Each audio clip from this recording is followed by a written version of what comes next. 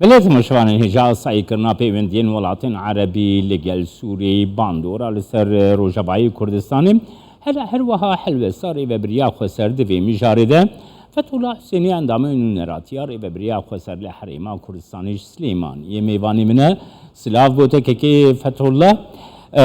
کیک فتولا نوها خون یعنی باش بونا پیوندیان آسایی بونا پیوندیان ولاتی نافچه ام بیشن لگل سوریه شواده بی بله دم باش يعني براستی خو راست اگر به هندك ولاتين عربي پیوندی وانی دیپلماسی لگر رژیم شامی اگر قطب یان هندك ولازی اگر پیوندی وانی دیپلماسی و سیاسی قطب بو اگر پیوندی وان دوی چارچوی د قطب بلام اگر اولا قالك ولاطي وانا سر استا امني تكليه وان هبو بردوام بو يعني فقرا رژیم شامي بو حاضنه عربي بو كونكار عربي لا تشتكي يعني لا تشتكي ولو دور ام دور لبنان يعني ولاتك يعني حياة انا كاجي عرب لسوريا نارن وك ولاتك عربي وحقيقة انا كاجي رژیم شامي بو عروبات اخوا افتخار دك يعني اركي ولاتي عربي درباري في رژیم هاني درابن لاف رژیم هاني حقيقة انا كابشي دوازه صلاج بي كريزه هاني انسياتيفك نافخوي الجميت نبو ام هيفيدي كان اف كونكاري عربيا ولاتين عربي قد خوازن بيواندي خو خش بكن لقل شامي دبر چاوا درباز بکن چارنوسا ملت سوريا که پشتی 12 سالاج کشتن و دربدری و جنگا طائفي ومذهبي هندري قلمبريا سوريا ذهبوا جبر اواجي يعني تبك انك حاضنه عربي باشتر رژیم اسد قبر مصالحات يلقى الرژيم كيف رژيم انقره يا شخصك كيف شخص اردوغان بك بكل تاكيد بشك بوج تعقيد ازمه سوري بشك بوج كريزه سوري بشك بوج دربدريه خلقي تركيا بشك بوج خراكرنا شار سوري بشك بوج ذاكر كرنا حفت شار سوري كضمن ايوان سي شار كردي جبولو نزيقبونا بشار الاسد يعني رژیم شامي حاضنه عربيه بكل تاكيد للسر حسابه نزيقبونا ويجي انقره وافات سرويتي مراهنه كرن انه ولات عربي هنقابي خود لزدكن جبونا قريبا بشار الاسد يعني رژیم شامي دور بخن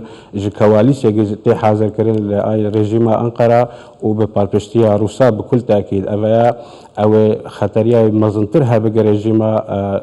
شامي وانقره لها بكن لبروجي عربي قناعات ببروجي تكزي كل سر چارەسەریە سیاسی و ئەوە خواستەکە هەموو ملەتین سووریە پشتی هۆقا کوشتن هۆقا دەربەدەری خواستەیە هەموو ملەتین سووریە چارەسەریە سیاسی ئینسیاتیفەکە بێ ئەف هێزن هەیید هوندەرەی سووری دی کاریبن لە هەف بکەن بێگە باندۆرە ئەجنداتی ئیقلیمی هەرەمەکی سەروانە بێ کاریبن نەخشاریەکێ دەینن وڵاتی خۆ بگیرن سەکاکی ئامن ئەم نابژن لە مرکزیک مفرەت وەکو پێش 2011 لێ وڵاتەکەی تەعادودی هەموو دەزانن ئیرۆ هوندەرەی سووریەدا نەخشەیەن تازە هەنە هێزن تازە هەنە پرۆژەی سیاسی تازە هەنە پرۆژەی کولی متەکامل جامع هەنە دەبێ ئەوانە هەموو بەرچاوا وڵاتین عربیجی بەرچاو بکرێ و رژیمە بشار ئەسەسیل بەرچاوا بگرە راست حیانەکە تورکیە پرۆژەیە قبول ناکرد چارەسەریە سیاسی قبول ناکرد خەتەریە کە مەزڵ بگەلەمپی سەر نەخشەیە سووری هەموو هەیە بتایبەتی سەر پرۆژەیە کوردی هەیە بس كيف فتولا نوها دوولاتين كو كيف فتولا نوها دوولاتين كو بيوندي واني حري نيزيك دوولاتين كو بيوندي واني حري نيزيك لقال رژیم شامي انها تركيا جي دنافته يعني جوینین چار آلی ایکو ریک خستنه و دخواستن يعني دا آستا بلنتر دشی بردوام بکن يعني سوريا دا آستا حرمی دا تیک شاندنا میدانه که رواتي رژیم سوريا رواتي که سیاسی دیپلوماسی لحرمی پیدا دکه اونچا واده بینه؟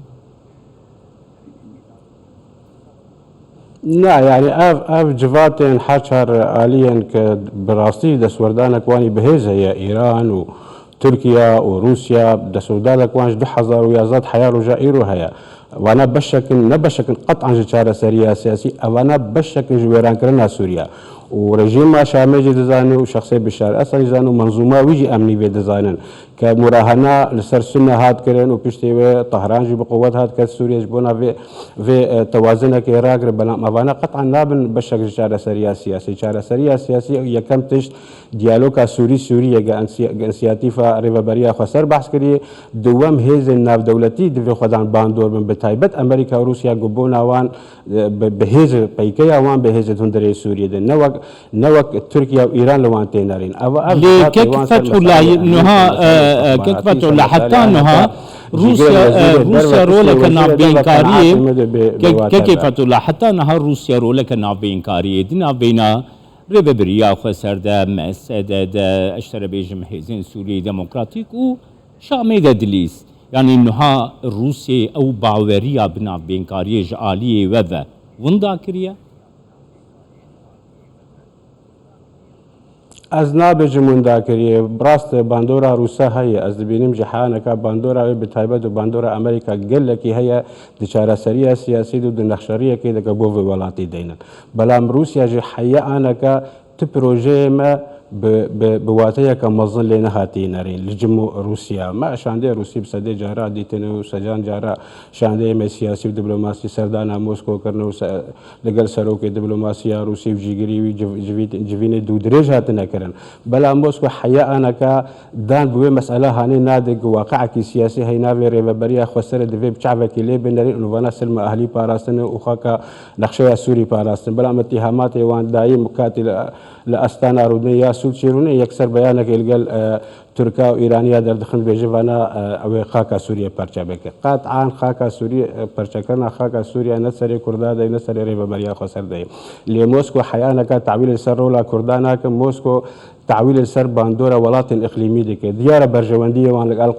قال أنقرة زورن أمتي ديجين لقال طهراني زورن أمتي ديجين لناي واتي هاني قريبا واقعك سياسي فرض بكن بشك جغرافيا سوري تدنا بجدار بيان ريبابريا خسر تدنا بجدار بدي فاكتو يكاينا ريبابريا خسر واقعك سياسية جواكية خدمية بالصدان دزقاي ويهن بدايان حزب سياسي تدنا بالصدان يعني منظمات جواكا سيفيل تدنا ناوي واقع هن تفراموش بك اگر تفراموش بك اذا انت سريا سياسي خرسر خطك ترينك دنيجي اوجي وك استانا بب وك سولشي بب وك كونغرين جنيف بب كيف فتولا سكنا امريكا ومجاوات بينن سكنا امريكا وولاتين اوروبا يدبي درباري دولك ايجابي بديم يعني براستي حيانك انسياتيفك اوروبي واضح تنية بلام باندورا كفرنسي باش هيا امكاري بن ترتيبا مالا كردي بكن ترتيبا مالا سوري بكن امريكا بثقل خوي لشكري پیدا دبه باكو رجالات سوريا رجعفاي كردستاني حيا انا كاجي امريكا تموقفك واضح برانبري فان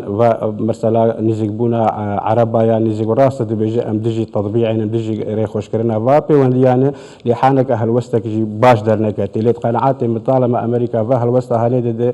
او مساري موسكو لسرد ليزي ورتا حرشا الولات هذا حكومتها الشامي وانقره وطهراني وروسي قناعات مدوي نجي ارمانجك اگر طرفي امريكي ناراضي بطرفي امريكي وقت ناراضي تي واتهاني جو بروجي ريبابريا خسر ناراضي راس انسياتيف انا الجماهير شما من انسياتيف كجدرفي صرف قبول بكن درن دستور باراده ملتي مدني بيشن تاليتين فرض لكن كسك نكار في مساله هني قبول بك الشركي خاكا خواج هندري تركيا هندري طهران جندري ايران تين فرض سر ملتي ملتي انا ما بمساله هني قبول لك انا الاوان بشد واضح صلاح في كريزا دوف دريج ام قريبا شهر سريع سياسي پیدا بكن او شهر سريع سياسي جي دست وقت مدسبيك تقول دست روسيا وامريكا دي قطعا ندست طهران وتركيا دي ورجيم اسد بالتاني دي رجيم اسد في انسياتيفك لجميع هذا تشلو انسياتيف جمهوريه ريبابريا خسر هي كما قريب بشتي نه صالان ام قريبون ترتيبا مال خبك سر مو اسعده وريبابريا خسر انا حكم قدكيج حكم بشار اسد بيتر بلا بشار اسد في دان في مساله هاني بده نتتني سوريا باراسي ما سوريا باراسي بالعكس ام كرد الخد نار حارو جايرو وريبابريا خسر ام بشك شهر سريع سياسي ام قطعا نبون بشك جنا شر نافخوي نبون بشك آلوزية نبون بشك كيشان ام بشك شهر سريع سياسي روسيا تيدجي بلام روسيا برجواندية قال تركيا دباريزي طهران تيدجي دمشق تيدجي بلام ديارة باشا كي فتولا انها اظهر بروجين كوهنا هذا بروجين كوهنا يك جوان بروجيا ليغا عربي یا دیجی پروژه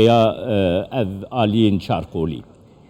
جالی دن و ریبابریا خسر حسد دخوازا دیالوگی لگل شامی دکن لی شام خوش وی دیالوگی ود شیره خو ود زیج وی دیالوگی گلو شام خو بهستر دبینه به وام پیوندیان تو چاوا دبینه؟ نه قطعا شام هنا مود زانين بشتي 2011 في كريزة هاني هفسار شامي كتي دست روسا وإيراني هذا وأجرنا دعم روسي وإيراني بانا هنا مود زان بشتي 6 مهاج في كريزة سوريا احتمال شام همو ورجيم أسد همو هالوشيايا بفعل اوبوسيونك بهيز هبو بفعل او اوبوسيون هاني سرسكتا خودر لكتبو نبون تشتا ونبون تيروس همو دوزا ازاديه دكر بلان بشي سيرفيسكا هاني در كتبو شر سنه وعلويه يعني سنه وشيعه لمساله هاني دنچار سياتي فاتهب دمشق خوش في مساله هاني تهرب دكش برج نب دستي خويه موسكو حيانا كاوي اوكي هاني ناد راست روسي جي حوالي مرد بيجن شاندي مرد بيجن هرن لقى رجيميرون الهبدو بكن بايا بتش شرج مرجة الرجيم الهبدو بكي شرط رجيم تخاز وگر چارچا ويكون بريد 2011 اما محل روسيا ونا امريكا ونا دمشق ونا انقره ونا ايران كاسك نكار سوريا وگر ان چارچا ويكم بري كريزا سوريا واقعني نهاتنا هيزن تازه چيبونه ريان تازه چيبونه دي ام حاجتي انسياتي فكنهن انسياتي فك ايجابي جالي ريبريا خسر دركت بشتي 12 سالاج في كريزا هاني بشتي 9 سالاج دا مزراندنا ريبريا خسر او كات هاتي رژیم شامج انسياتيفا كان اجتماعي الجميع هبه او انسياتيفا اجتماعي كات ريبريا خسر دي بيجي از بشكم جي سوريا خاكا سوريا برچنا كم نقشيا سوريا الجم جرينج بيكاتا هيد هندري سوريا همو بشريك برياله سياسي ولشغري وجواكينا دي رژیم سوري واسجي تي بيجي كاف نقشيا هاني خدمتها همو سوريا دك دوري اجندات ولات اقليمي وتايبه تركيا سپاسیازت کنم که فتولا حسینی سلیمانی الگل